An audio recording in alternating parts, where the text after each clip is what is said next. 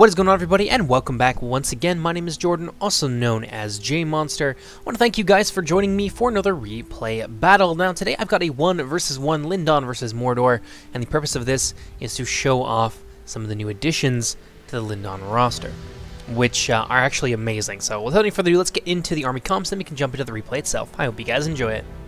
Now, of course, the first army we're going to look at in this particular video is Lindon's, and the Lindon faction rather is being played by Cappy, or Cappy something or other. I think I played a game with him where he was Dol Amroth and I was playing Gondor. But in any case, he's got a couple units here of Wardens of Harlondon, one here, one on the other end. And he's got a third unit of cavalry here in the form of his Noldor Horse Lords. Now, if you guys are looking at the textures right now and you're not enjoying them all that much, that is fair to say, they are being updated. So in addition to all of the cool stuff that Lindon is getting in terms of roster additions, etc., they are also getting a texture upgrade. So these are going to look real freaking cool once you get a chance to see the final product. Now over here we got Círdan the Shipwright, one of the oldest elves in Middle-earth, looking very time-worn there with those big bags under his eyes. I believe this model was done by Arthalion, who is behind some of the new additions to the Lindon roster. And honestly, if you have not seen his work before, I know he has a submod out that reskins Lindon for DAC, and honestly, his work is incredible. If he doesn't do it professionally, I would be extremely surprised, because he's got a lot of talent and makes some incredible looking units. So let's take a look at the new addition to the Lindon roster, being the Noldoran Guard here. Now, I don't think they are currently locked morale, but they will be in the future. This is the only truly armored unit that Lindon is able to field. They cost about 925 apiece, and they're capped at 2. So you can use them as a emergency reserve force in the event that you need to deploy some crisis troops to a particular portion of your line. And they stand up to arrows very well, they stand up in melee very well, a lot of shield value, a lot of armor, and of course a lot of melee defense, being Lindon. So they're some of the finest elven infantry around, definitely a rival for a lot of the units that Imladris can field. But they, like I said, they only have 2 of them in the entire army if you are willing to pay for them, and they are quite low in number as well, having only 103 men in a unit. Moving on over here, we got some Harlondon infantry. Of course, you will probably never see a Lindon army without Harlondon infantry, or without some sort of like pike unit, like the Forlondon pikemen, for example, and the Mithlon pikemen. Now, there's been a bit of a shake-up, I suppose, in terms of the 2 pike units. The Forlondon pikemen rather previously had more melee defense than the Lindon pikemen, which I thought was kind of weird. So they've been swapped around. So now the Forlondon pikemen have a little bit less melee defense, still a lot for a pike unit, but not as much as they once did. Now the Mithlon pikemen now benefit from that. They've also gone up in size, I believe, by about 10, which is pretty cool. So there's a little bit more of them to go around as well. So they should be a little bit more worth their price. I think their price has actually dropped by about 50 florins. So that's good news for the Lindon roster. Over here we got some Mithlon Marines, who've also gone down in price, I believe, by 25? Something like that. A lot of the more high-end Lindon units that weren't really seeing a lot of action because of their prohibitive price range have gone down a little bit. So you should see a little bit more of them in other videos and in the patch when you finally get your hands on it. Over here we have some Forlondon archers and some Wardens of Elastyria, a very deadly Elven Ranger unit, probably one of the best Elven Rangers around. They are now, I believe, capped at 1. And many of the archer caps as well have gone down basically across the board for everybody. So you're going to see less archers, more infantry, and probably more cavalry and things like that. Although you'll probably see a lot more mounted bowmen too, just for players that like to go very skirmish heavy. But yeah, over here we got some more Mithlon pikemen, some more Harlondon infantry, and that's basically it for their army. Now they're going to be playing as Mordor today, so let's go ahead and see what Mordor has brought to the battle. Across the field of Lindon, as I said, we have the forces of Mordor, this time being commanded by Starling, who's one of our veteran players on the Discord. So this promises to be a really good matchup.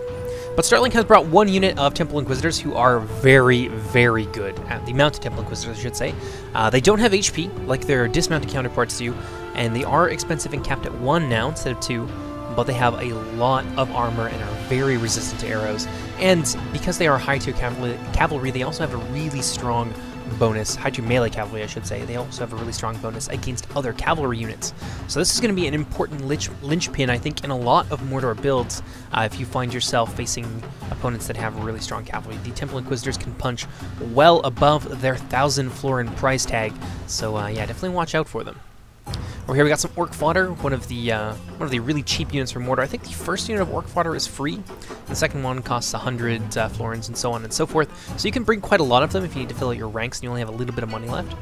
In the back here we've got some Orc Archers. You're probably not going to see too many of the lower tier archers. Well, I hope that you do.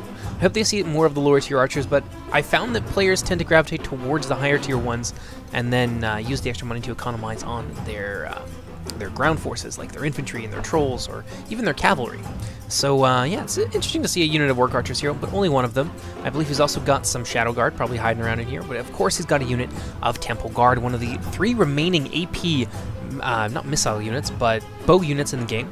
They've got a little bit less ammunition, more than crossbows, less than your average bowman, so it does strike a fairly fine balance. Now in the back we've got some Olokai, who are going to go down in number a little bit. 21 is a bit too high for them, especially for a 7 HP troll unit, which are one of the elites. So yeah, their numbers will be going down a little bit as well. These guys over here, these fine fellows, the mountain trolls, will be staying at 25, so there is a reason to bring one over the other if you need numbers versus whether or not you want quality and things like that. But yeah, the trolls are pretty straightforward. Over here we have some Melkor's Chosen, one of my favorite units in the game, because damn are they diabolical looking. They also happen to be, in my opinion at least, the best warg unit in the game. They strike a very fine balance between offensive and defensive capabilities. They've got, I think, a little bit more mass than your average warg unit. The Caragors have a little bit more mass. And yeah, all around a very deadly anti-cavalry force. And yeah, they've got a really deadly charge as well. It's AP on the charge because they're AP in melee and they only have the one weapon. So yes, very deadly. Over here we have a unit of mounted Numenorian Shield Guard.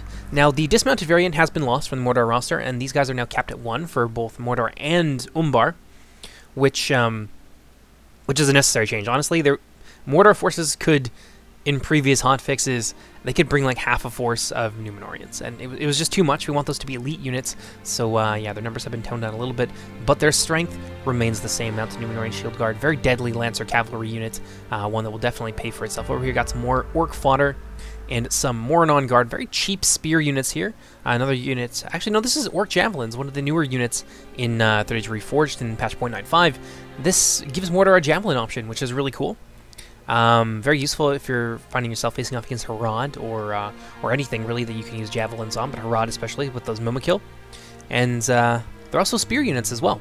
So they are not amazing spear units, and they can get cut down really quickly with cavalry charges, but cavalry will have to at least be a little bit cautious around these guys, as they more so than they would against non-spear armed units. But yeah, we've got some more on guard over here. I think we've got some dismounted Temple Inquisitors hiding in the line as well. This is very sneaky, and this is something that I like to do in my games as well, because when people see high-tier assets like this, they focus a lot of attention on them, but if you hide them in your rank and file, they might not see them, might not pay quite so much attention. You will be able to sneak them into the front lines of your enemy unmolested, which is very useful.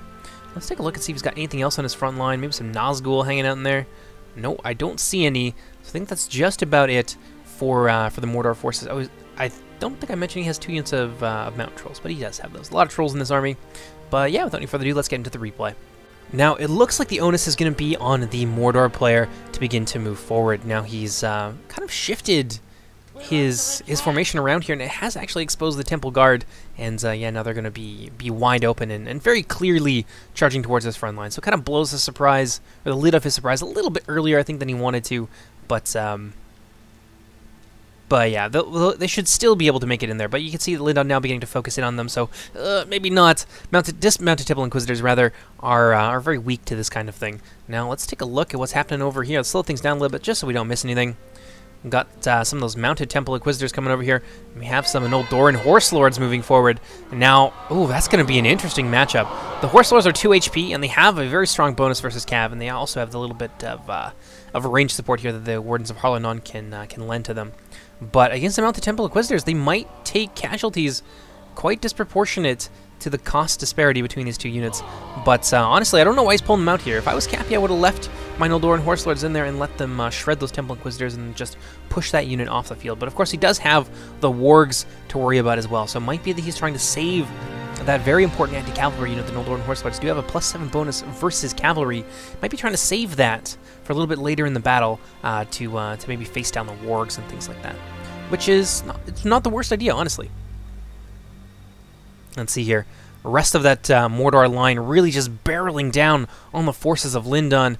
Cappy's going to have to pull back his four Lindon archers here in behind this. It's kind of like a half hexagon formation, which is an interesting way to play Lindon. They are a little bit defensive in nature, of course, and yeah, in a lot of cases that's going to be how you are going to have to play. You can't necessarily go full offensive against Mordor. They've got the numbers to really just surround you and pick you apart. Anyway, over here we got the Mounted Numenorean Shield Guard charging hard into some really important assets here from Lindon. Harlindon Guard, I guess I missed them in the opening phase, but yeah, the Harlindon Guard, interesting unit, a spear bow hybrid. But it looks like Mordor is going to prioritize the Wardens of Elastirion, who are a very deadly missile unit, which is probably a really good idea. Over here, the main Mordor lineup getting stuck in with Lindon. This combination of Harlindon Guard and 4 Lindon Pikemen are going to be able to stand up to this. And yeah, those trolls are not going to be able to push their way through quite so easily, but some of them are going to make it through. And once the rest of the Mordor infantry gets in there and begins to support them, it might not go so well for the Harlindon Guard and the 4 Lindon Pikes, but they are very strong elves, and in melee they have a lot of melee defense, so I think ultimately this is a fight that Lindon will be able to win quite handily. Over here, big charge from the dismounted Temple Inquisitors into the front of that Lindon Pike block. Mithlon Pikemen really going to do some serious work against them if they can keep them at bay. However, those Temple Inquisitors really seem to be doing a great job here at closing that gap, and now they are in amongst the Pikemen. I think you're going to see them start to fall apart really quickly here, especially with those Orc Javelins in the back there, tossing their payload into the front of those Mithlon Pikemen. This is really turning out to be a nightmare for Lindon. Now, he's not really able to leverage his archers in the same way that he normally would to strip Mordor of these important assets before they can get close and begin to be a problem. Because, of course, he's got that cavalry in the back lines, just being an absolute terror for him, charging hard now into his Mithlond Marines. And, pardon me there, getting a nice amount of kills there for his trouble. Over on this end, you can see the Noldoran Guard being committed to the fray, trying to anchor that line and push back the forces of Mordor. If this infantry fight continues to go the way it is going, I think Lindon's going to have this, and they're going to have it real easy. Yeah, Mordor just doesn't really have a lot of their quality infantry here that they could potentially use to break through a Lindon spear wall. And although maybe these Olokai in the center might be able to push their way through, especially if they're in there supporting those dismounted Temple Inquisitors, things not looking so great. Oh, never mind, the Temple Inquisitors over on the other side. Looks like the Mordor player just trying to open up a big, wide hole here in the front of the Lindon formation, but he doesn't really have any follow-through in the event that it happens. Over in the back here, you can see some of the Orc fodder have managed to get in and around into the Mithlon Marines, who are being held in place while Starling cycle charges his Numenorean cavalry in and out. And he's going to do a lot of damage here, but there's not very much of that cavalry left, so it'll be interesting to see what happens to them. Over on this end, looks like the Temple Inquisitors, I think they were getting shot up a lot by the Wardens of Harlindon, but honestly, they have so much armor. They have 13 armor that they'll be able to stand up to an arrow volley, or arrow volleys rather, for an extremely extended period of time. So yeah, they are no joke when it comes to survivability against arrows and against other cavalry. This is a really strong unit. Costs Mordor a lot to bring them, though.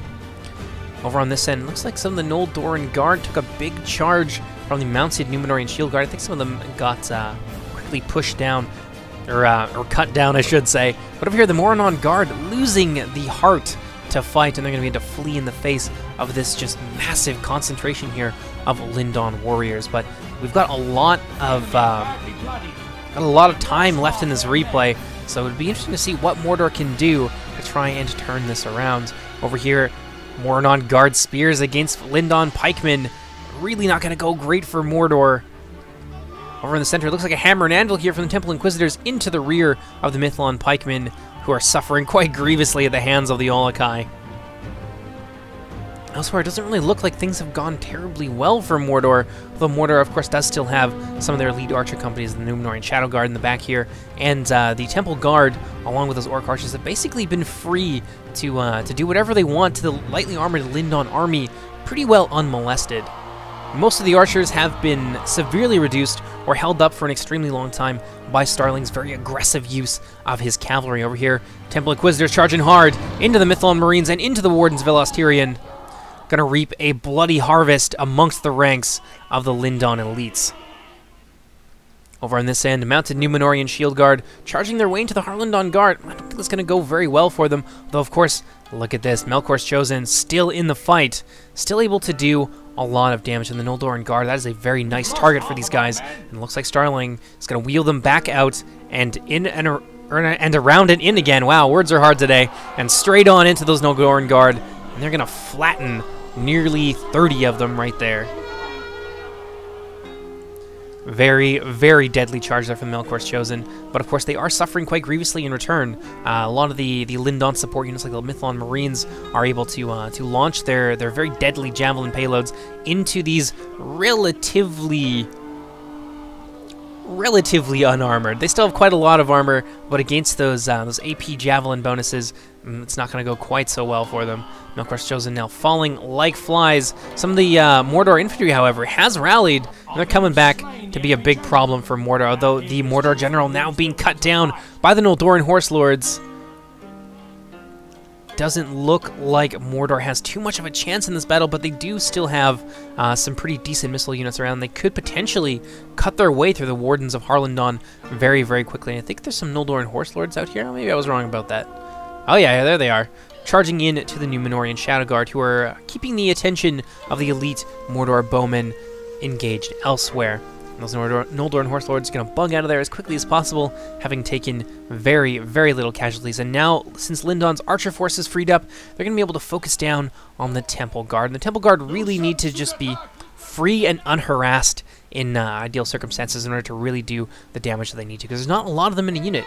There's 50 of them, they've got good armor and 2 HP, but against, look at this, like charges like that really does a lot of damage against infantry, and some of those Temple Guard now are going to fall to that Horse Archer unit. Over on this end, Wardens of Harlindon, I think just one unit of Wardens of Harlindon here, just crushing this Orc Archer unit from 2 sides.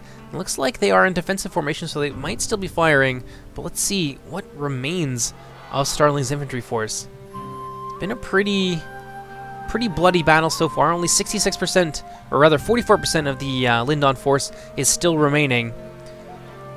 I don't know. Starling's going to be able... No, it's almost a foregone conclusion this one. He will be able to pull out a victory here, but I think he is still going to make Lindon pay for it, pay for every inch that they gain against the forces of the Dark Tower. So let's go ahead, fast forward a little bit here. You can see Círdan himself fighting on the front lines against the Temple Guard, getting cut down by those black Númenóreans. I think that's basically it for the Caragors. I saw them rush in there to try and help out, but unfortunately they got themselves shot down, I think. Oh, never mind. There's a couple over here fighting against the 4 Lindon archers. Being focused down. Big charge there by one remaining Melkor's Chosen into the front of those Noldoran Guard. Can do a reasonable amount of damage to them. That's what that kind of cavalry is for, though. Temple Guard over here charging hard into battle. Now, important thing to note about the Númenóreans is that they are locked morale. So not every unit is going to be able to stand up to adversity the same way that these Temple Guard are right now. It's a real awesome fight here. 2 really good-looking units. The Noldoran Guard taking on the Temple Guard in close combat.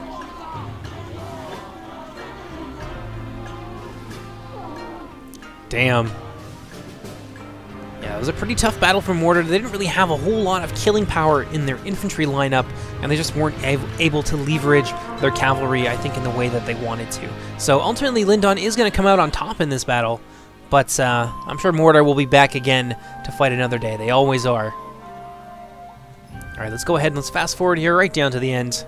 It looks like Lindon is still in the process of cleaning up some of the remaining Mordor forces, but that's only a little bit of time left for that to happen. I think that's the Shadow Guard have all been shot to death, and that's the last unit remaining on the field. The Orc Archers now fleeing in the face of Lindon's martial might, and that's going to be the end of our 1v1. I hope you guys enjoyed this so far. Let's take a look at the casualties inflicted and stuff like that. It looks like Lindon did some serious work, especially with their archers, and that's actually their horse archers, and that was one of the things that we wanted to try and tone down a little bit, because archers were a pretty significant portion of the meta at one point. I saw a lot of people using really archer-heavy armies, and it's not that that was uncounterable, but we also want to have infantry be a little bit more important. So that's what those changes are targeted to change, and well, I don't know. We'll see what happens. We're still in the process of testing it. And we still got another week or so of testing, so we'll see what the consequences of all of that are.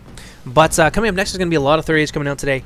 I've got a 2v2, a really close 2v2 between some really good players on the Discord. And, of course, I have a free-for-all battle with the Orcs of the Misty Mountains. I know some people have some concerns about their viability as a faction, and while I would never urge you to base your opinion solely on a single video, I'm going to give my take on how Misty Mountains can be effective in the field, even against very cavalry-heavy opponents, of course, like Rohan, for example. So, yeah, stay tuned for that, and I'll see you guys next time. Take care, everybody. Bye-bye!